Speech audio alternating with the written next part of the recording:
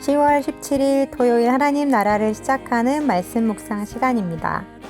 오늘은 젊은 부부 이교구 삼순의 배병구 집사님께서 보내주신 사연 소개로 하나씩을 열고자 하는데요.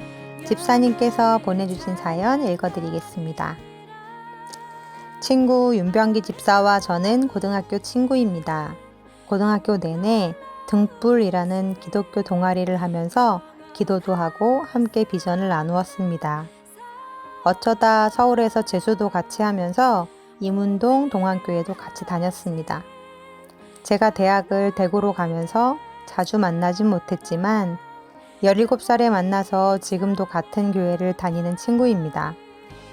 저는 지방대학에 혼자 가면서 여러 사연으로 교회를 제대로 다니지 않게 되었습니다.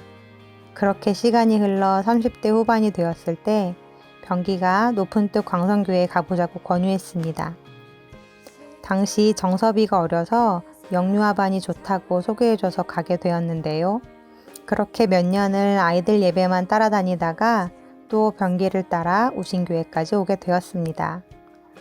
고등학교 때는 신앙적으로 제가 더 앞서 있다고 생각했는데 가족과 떨어져 대구에 혼자 가면서 저의 신앙생활은 멈춰버렸고 30대가 되어서 병기의 권유로 다시 교회에 나오게 되었지요. 신앙적으로 이젠 병기가 앞선 사람이 되었습니다. 그래서 신앙생활은 혼자 하는 게 아닌가 봅니다. 누군가 뒤처지거나 딴 길로 가면 앞서가던 사람이 다시 잡아주고 일으켜 세워주고 같이 가야 끝까지 완주할 수 있는 그런 길인 것 같습니다. 추천하는 찬양은 병기가 고등학교 때 복음성가 대회를 나가서 대상을 받았던 곡입니다. 이 곡은 저도 좋아하는 곡이라 요즘도 가끔 출퇴근길에 듣습니다. 이제 같이 남은 평생 변함없이 주를 찬양할 수 있기를 기도합니다 라고 하시면서 소리엘의 하나님이시여 라는 찬양을 추천해 주셨어요. 그런데 오늘 하나씩 본문인 시편 27편 말씀이 바로 이 하나님이시여 라는 찬양의 가사가 되는 말씀이거든요. 집사님도 녹음하시면서 놀라시고 저도 놀랐는데요. 윤병기 집사님도 그렇고 배병구 집사님도 그렇고 어찌 그리 멋있으신지요. 우리 집사님들 너무 자랑스럽고 멋지십니다. 다윗과 요나단 같은 두 분의 우정 하나님 나라 갈 때까지 계속되기를 응원합니다. 그리고 배 집사님께서 곧 추격하실 것 같은데요. 윤 집사님 분발하셔야겠어요. 그럼 오늘의 추천 찬양 소리엘의 하나님이시여 함께 들으신 이후에 배병구 집사님께서 오늘의 말씀을 낭독해 주시겠습니다.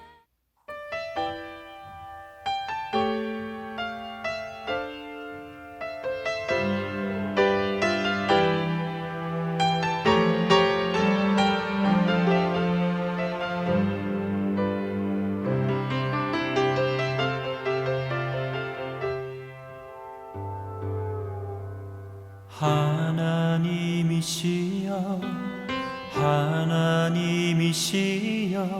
주는 나의 하나님이시로다. 나의 몸과 마음 주를 갈망하며 이제 내가 주께 고백하는 말 여호와는 나의 빛이요 여호와는 나의 구원이시니 내가 누구를 두려워하리요. 여호와는 생명의 피난처시니 주의 인자가 생명보다 나으로 내 입술이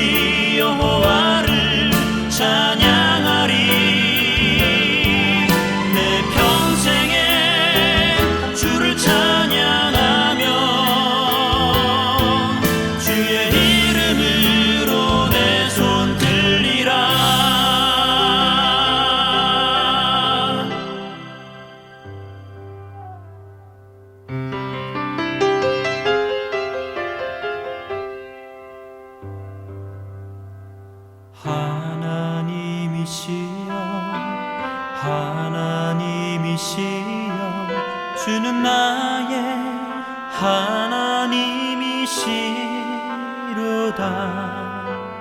나의 몸과 마음 주를 갈망하며 이제 내가 주께 고백하는 말. 여호와는 나의 빛이요 여호와는 나의 구원이시니 내가 누구를 두려워하리요. 여호와는 생명의 피난처시니 주의 인자가 생명보다 나음으로 내 입술이 여호와를 찬양하리. 내 평생에 주를 찬양하며 주의 이름으로 내 손 들리라. 주의 인자가 생명보다 나음으로 내 입술이 여호와를 찬양하리. 평생에 주를 찬양하며 주의 이름으로 내 손 들리라. 주의 이름으로 내 손 들리라.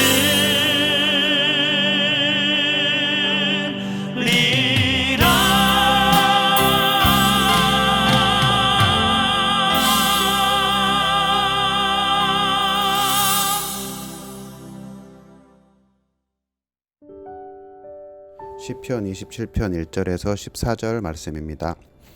여호와는 나의 빛이요 나의 구원이시니 내가 누구를 두려워하리요.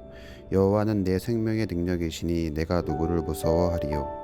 악인들이 내 살을 먹으려고 내게로 왔으나 나의 대적들 나의 원수들인 그들이 실족하여 넘어졌도다. 군대가 나를 대적하여 진칠지라도 내 마음이 두렵지 아니하며 전쟁이 일어나 나를 칠지라도 나는 여전히 태연하리로다. 내가 여호와께 바라는 한 가지 일 그것을 구하리니 곧 내가 내 평생에 여호와의 집에 살면서 여호와의 아름다움을 바라보며 그의 성전에서 사모하는 그것이라. 여호와께서 환난 날에 나를 그의 초막 속에 비밀히 지키시고 그의 장막 은밀한 곳에 나를 숨기시며 높은 바위 위에 두시리로다. 이제 내 머리가 나를 둘러싼 내 원수 위에 들리리니 내가 그의 장막에서 즐거운 제사를 드리겠고 노래하며 여호와를 찬송하리로다. 여호와여 내가 소리내어 부르짖을 때 들으시고 또한 나를 긍휼히 여기사 응답하소서. 너희는 내 얼굴을 찾으라 하실 때에 내가 마음으로 주께 말하되 여호와여 내가 주의 얼굴을 찾으리이다 하였나이다. 주의 얼굴을 내게서 숨기지 마시고 주의 종을 노하여 버리지 마소서. 주는 나의 도움이 되셨나이다. 나의 구원의 하나님이시여 나를 버리지 마시고 떠나지 마소서. 내 부모는 나를 버렸으나 여호와는 나를 영접하시리이다. 여호와여 주의 도를 내게 가르치시고 내 원수를 생각하셔서 평탄한 길로 나를 인도하소서. 내 생명을 내 대적에게 맡기지 마소서. 위증자와 악을 토하는 자가 일어나 나를 치려 함이니이다. 내가 산 자들의 땅에서 여호와의 선하심을 보게 될 줄을 확실히 믿었도다. 너는 여호와를 기다릴지어다. 강하고 담대하며 여호와를 기다릴지어다. 아멘.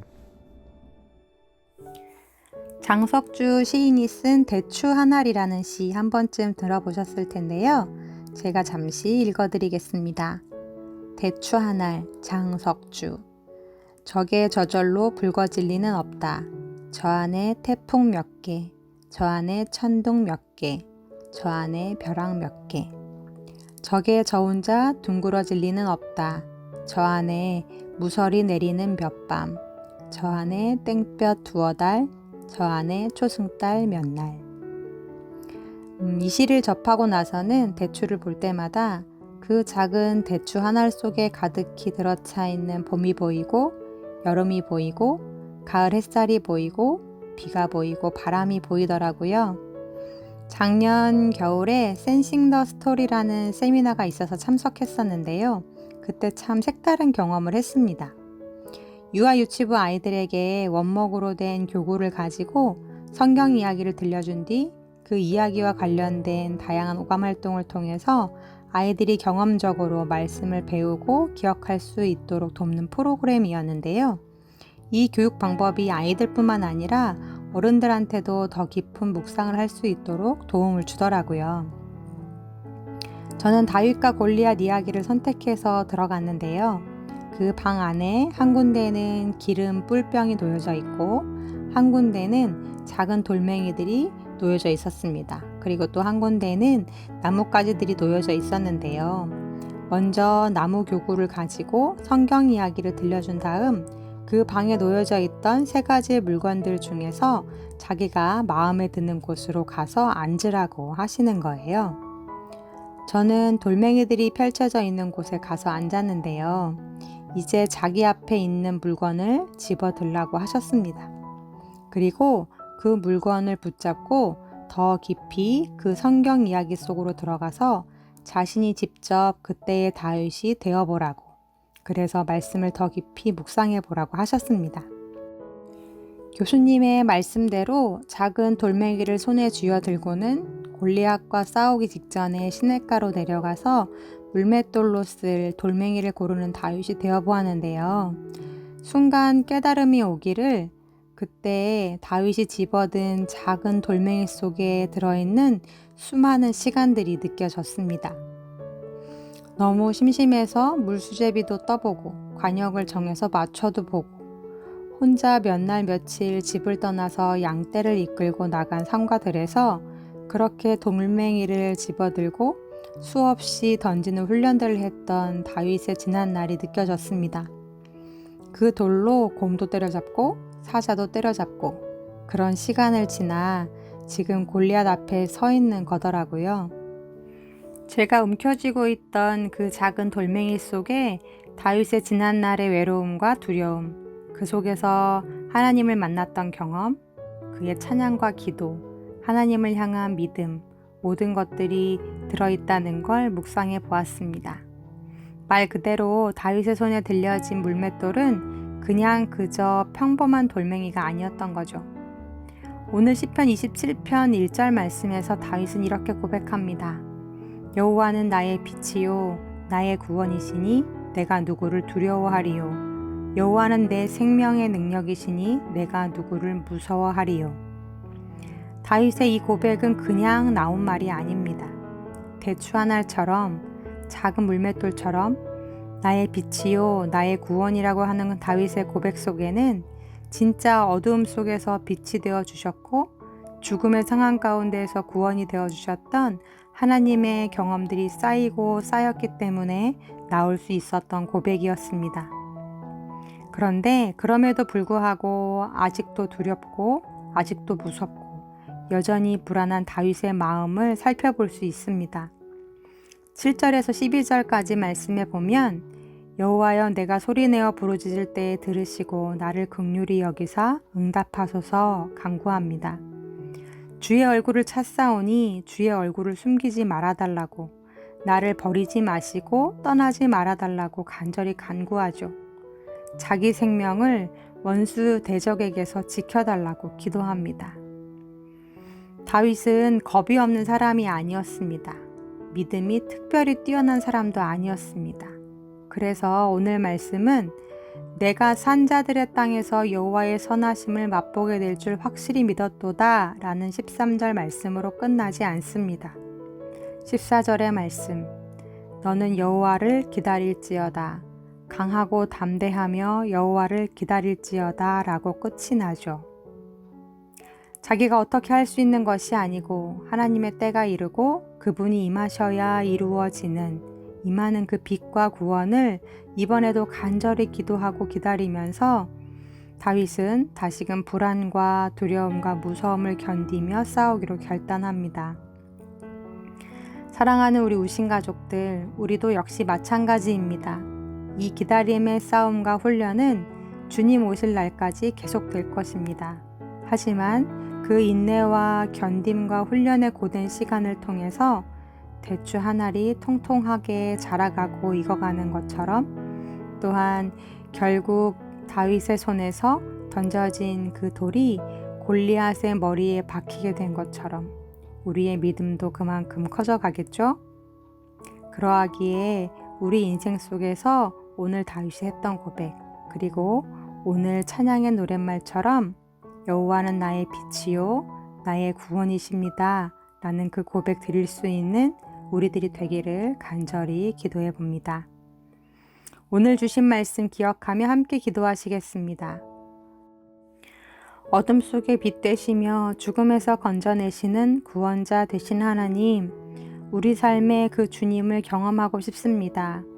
단번에 되는 것이 아니요 수많은 두려움과 무서움과 외로움과 침묵 속에서 싸워내야 하고 견뎌내야 하는 이 훈련의 시간 속에서 잠잠히 그리고 치열하게 여호와 하나님을 기다릴 때 빛과 구원을 경험하는 우리가 되게 하여 주옵소서.